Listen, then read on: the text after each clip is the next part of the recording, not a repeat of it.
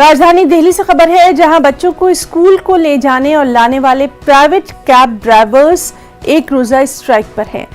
हड़ताली driver commercial गाड़ियों का दर्जा देने का मुतालबा कर रहे हैं। ड्राइवर्स का कहना यही है कि कोरोना के दौरान उन्हें सख्त मुश्किलात का सामना करना पड़ा था। ड्राइवर्स की हड़ताल से गार्जियंस को बच्चों को स्कूल भेजने में सख्त मुश्किलात का आज सुबह से ही सामना करना पड़ रहा है।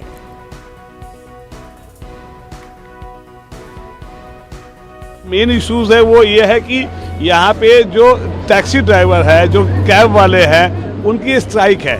उनकी स्ट्राइक जब मैंने उनसे बात किया, पता चला कि उनको 15,000, 20,000, 44,000 चलाना है, उनको रिन्यू नहीं कर रहा है प्रॉपर टाइम में। उसको बच्चे को कमर्शियल है, कुछ प्राइवेट गाड़ी है जिससे वो छोड़ते हैं।